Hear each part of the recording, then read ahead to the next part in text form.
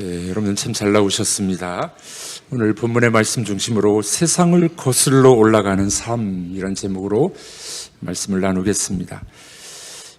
연어가 산란기가 되면은 이제 자기가 태어났던 곳으로 다시 올라가죠. 물결을 거슬러서 올라갑니다. 곰들이 나타나서 잡아먹어도 자기가 출생했던 곳으로 올라가서 알을 낳게 됩니다. 거슬러 올라가는 삶, 우리 신앙인의 삶도 우리 신앙이 성숙해질수록 이렇게 이 안에서 자생력이 생기죠. 그래서 세상을 거슬러 올라갈 수 있는 그런 힘이 생겨나게 됩니다.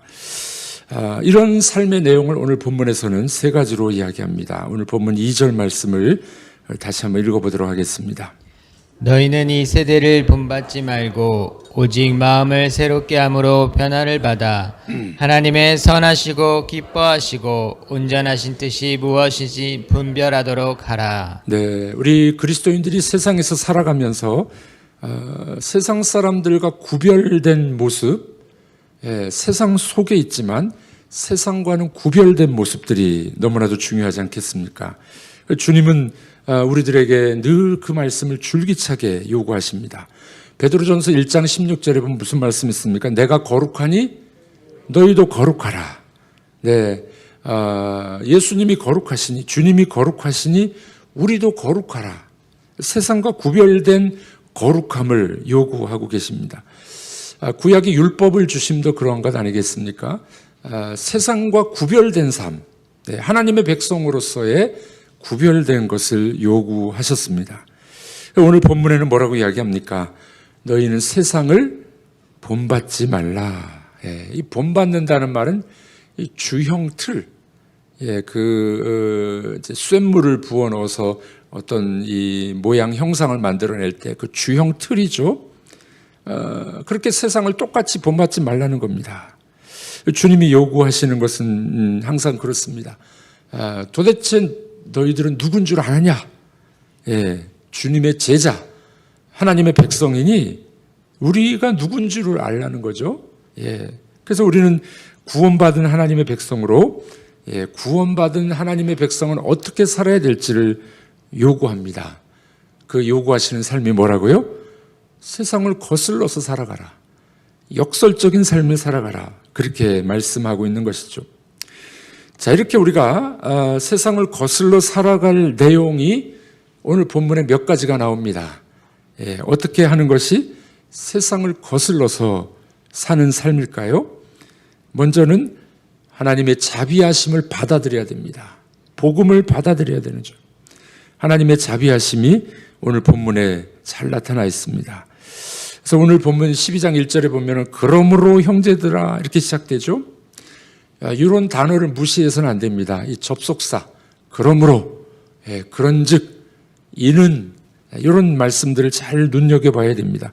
우리가 어제까지 보셨던 11장의 내용이 뭐였습니까? 유대인들이 받아들이지 않자 이방인들이 구원을 받게 되고, 이방인들이 구원을 받자 유대인들이 시기가 나서 나중에는 유대인들도 구원받게 되는 하나님의 역사, 이걸 이제 말씀을 하지 않았습니까?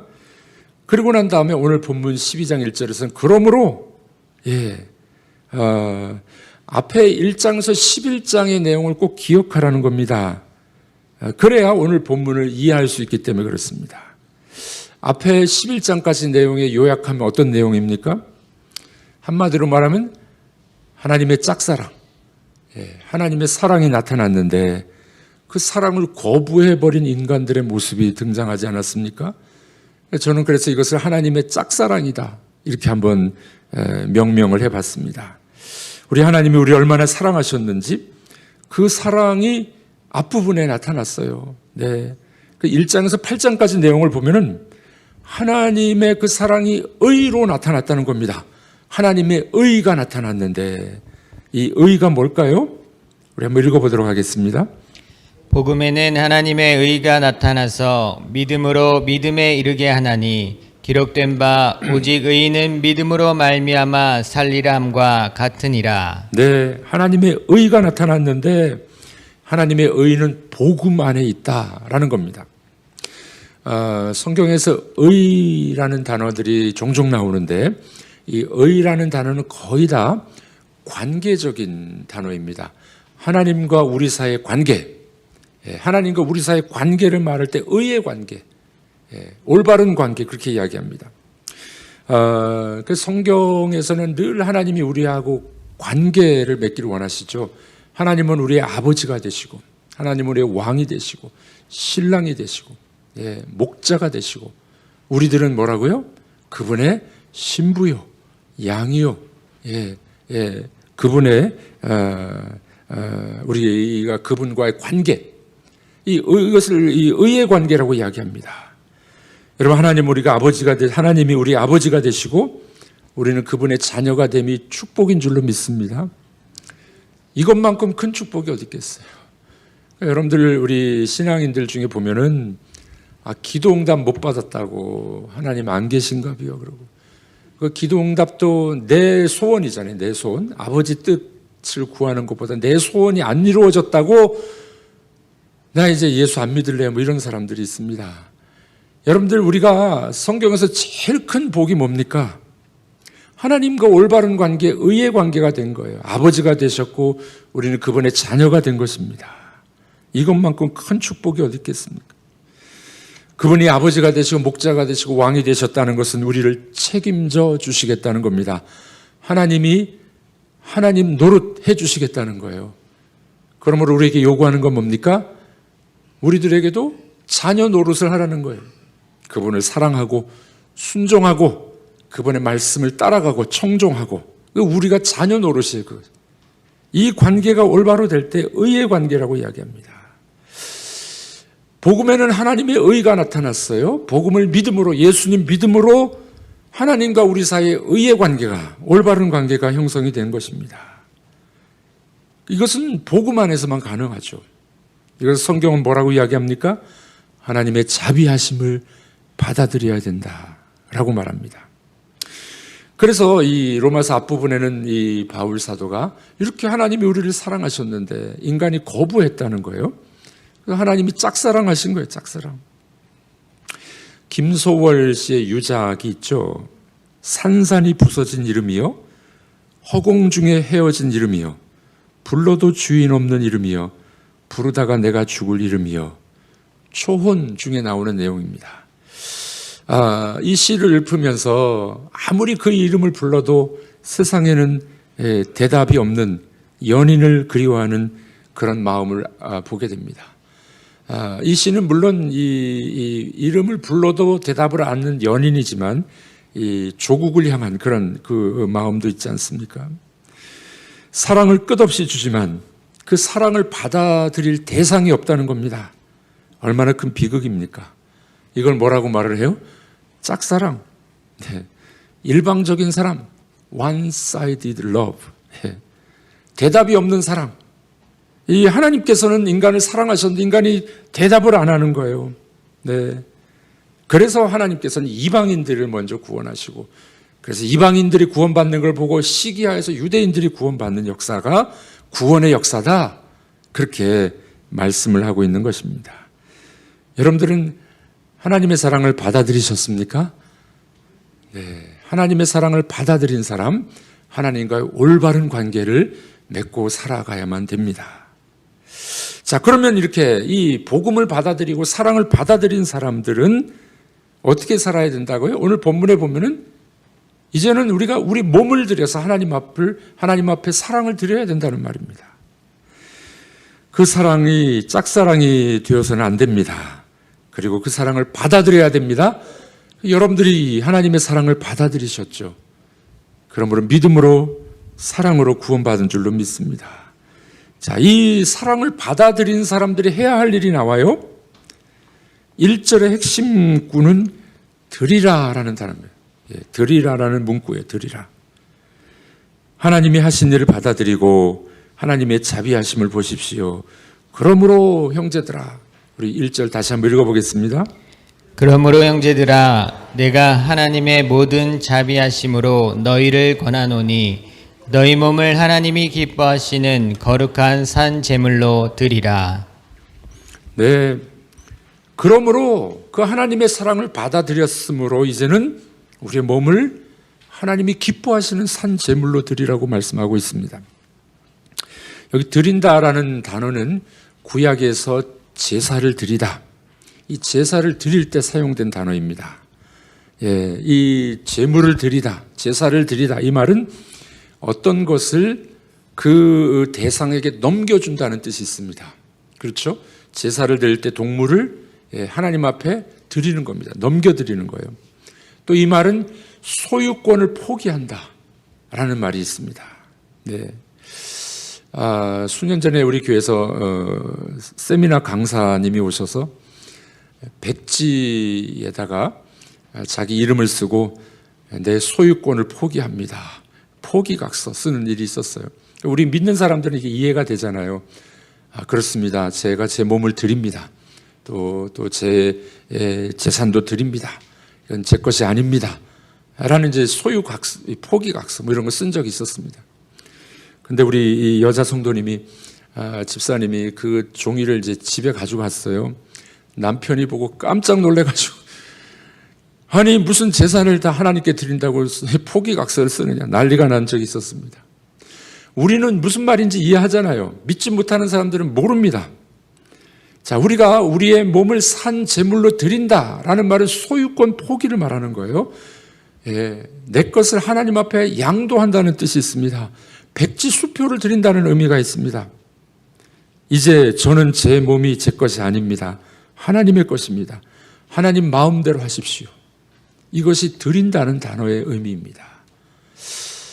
여러분들은 그렇게 살아가고 계시죠? 근데 참 쉽지 않습니다. 내 자식은 내 거요, 내 돈은 내 거요, 내 몸도 내 거야. 우리는 우리의 몸을 산 제물로 드린다라고 입으로는 고백하는데 내 거는 내 거야, 못 드리는 겁니다. 아깝기 때문에. 성경에 보면 드린다라는 단어를 잘 실천한 부분이 나옵니다. 누가복음 2장 22절 이하에 보면은 예수님의 부모들이 예수님이 어렸을 때 성전에 가서 하나님께 드리는 의식을 행하게 됩니다. 예수님을 하나님께 바치는 거죠. 이것은 다시 돌려받지 않는다, 이 어린 예수는 하나님의 것입니다 라는 의식이 유대인들의 의식이었던 것이었습니다. 로마서 6장에서도 바울이 그런 말씀을 하죠. 양자택일을 해라.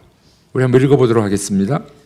또한 너희 지체를 불의의 병기로 죄에게 드리지 말고 오직 너희 자신을 죽은 자 가운데서 다시 산 자같이 하나님께 드리며 너희 지체를 의의 병기로 하나님께 드리라. 네, 우리의 몸을 하나님 앞에 의의 병기로 드려라. 여러분, 우리 몸을 죄의 도구로 쓸 것이냐, 아니면은 하나님께 우리의 몸을 드릴 것이냐, 양자택일이에요. 이것은 우리에게 달려 있습니다. 우리의 의지를 들여서 우리의 몸과 우리의 생각을 그분 앞에 드려라. 이것은 우리의 의지예요. 내가 결단하고 하나님 앞에 우리의 모든 것들을 드리는 마음, 이것을 요구하고 있는 것입니다. 여러분들, 우리는 어떤 사람들입니까? 하나님이 우리를 피로 값주고 사셨다라고 성경은 말씀합니다. 그러므로 우리의 몸을 드리는 것이 마땅하지 않느냐라고 말씀하고 있습니다. 자, 그런데 우리는 왜 다 드리지 못할까요? 우리 몸을 못 드릴까요? 자꾸 드리고 난 다음에 자꾸 찾아와요. 드린다고 해놓고 자꾸 찾아와. 아까우니까 자꾸 찾아와. 내가 주인 노릇하고 있다는 것입니다. 신앙생활의 가장 중요한 것 중에 하나는 누가 주인이냐의 문제입니다. 내가 내 삶의 주인인가? 하나님이 내 삶의 주인인가? 여러분들의 주인은 누구이십니까? 사도 바울은 이와 같이 자기의 몸을 완전히 드리는 것을 예배라고 이야기합니다. 예배. 여러분, 우리가 이렇게 드리는 예배도 중요하지만 우리가 예배 드리고 나가서 우리가 일상의 삶에 우리의 삶을, 우리의 몸을 하나님 앞에 드리는 거예요. 그것을 예배라고 이야기를 합니다. 자기의 몸을 드리는 것이다 라고 말씀합니다. 이런 고백을 하실 수 있겠습니까? 이 사업도 하나님의 것입니다. 우리 가정도 하나님의 것입니다. 심지어는 내 돈도 하나님의 것입니다. 라는 믿음이 온전한 믿음이다 라고 성경은 이야기합니다. 이 드린다라는 것을 실천한 사람, 성경의 이야기는 아닌데 그런 한 인물을 소개할까 합니다. 여러분 소설 동의보감 예전에 참 재밌게 읽은 적이 있는데 이 동의보감에 보면은 얼음골이 나옵니다. 경상남도 양산인가요? 가보면 얼음골이 있습니다. 거기는 이제 5, 6월 그리고 뭐 여름 삼복더위에도 얼음이 덮여 있어요. 겨울에는 오히려 물이 흐른다고 합니다. 당시 인체 해부가 법으로 금지됐던 시대였습니다. 자, 그런데 이 허준의 스승이 스스로 자기 자진합니다. 자진.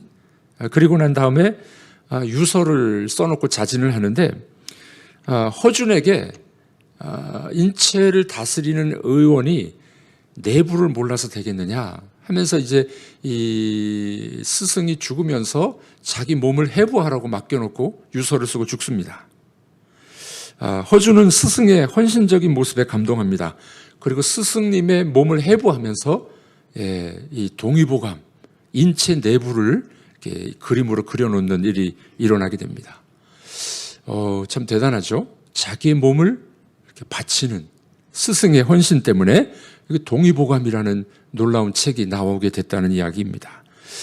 여러분들 믿지 않는 사람들도 의학의 발전을 위해서 자기 몸을 드릴 줄 아는 사람이 있었습니다. 여러분들은 어떤 삶을 살아가고 계십니까? 우리가 하나님 앞에 구원받고 은혜를 받았으니 이제는 내가 내 것이 아니요 하나님의 것입니다 라고 인정하는 삶을 살아가고 계십니까? 브라질의 크리스찬들, 신실한 크리스찬들은 커피를 마시지 않는다고 합니다. 그 이유는 브라질 사람들은 보통 이제 밤늦게 식사를 하거든요. 그럼 뭐 새벽 1시, 2시 돼야 잠을 잔다고 합니다. 아침에 일어나려면 이제 눈을 뜨기가 힘드니까 진한 이 커피를 마셔야 잠이 깨는 거죠. 중독이 되는 겁니다. 그런데 이 브라질의 아주 신실한 그리스도인들은 어떤 것이든지 내가 스스로 조절할 수 없는 것, 그래서 그것이 나를 지배하는 것은 안 하겠다 라는 의미로 커피를 마시지 않는다고 합니다. 참 대단한 믿음 아니겠습니까? 또 브라질 사람들이 안 하는 것, 신실한 그리스도인들이 안 하는 것 한 가지가 있답니다. 축구를 안 본답니다. 브라질이면 세계 1등 축구 나라잖아요. 그 브라질이나 영국 같은 데는 축구가 종교예요, 종교. 여러분들 보시잖아요. 막 종교 같아요. 그런데 이 신실한 크리스찬들은 축구를 안 봅니다. 자신의 관심과 기쁨의 대상인 그것을 끊고 축구 보는 즐거움을 끊어버리겠다라고 결심을 하게 된다는 겁니다. 하나님이 기뻐하시는 삶을 살아야 되겠다. 내 몸을 하나님 앞에 드려야 되겠다라는 결심으로 그렇게 살아가고 있다고 합니다. 여러분들 우리는 어떠하십니까?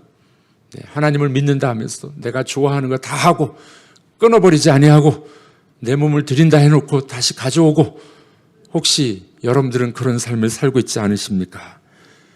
하나님의 그 자비하심을 받아들였으니 이제는 우리가 우리 몸을 드리고 내 것을 주님 앞에 드릴 수 있는 마음, 그것을 온전한 예배라고 바울은 이야기합니다. 기도하겠습니다. 하나님 아버지, 하나님의 사랑을 받아들였으니 하나님의 놀라운 은혜를 받아들였으니 이제는 우리가 우리의 몸을 하나님 앞에 드리는 귀한 삶이 되게 하여 주옵소서. 우리 삶의 주인은 하나님이십니다. 주권을 인정합니다. 오늘도 그렇게 살아가게 하여 주옵소서. 예수님의 이름으로 기도하옵나이다. 아멘.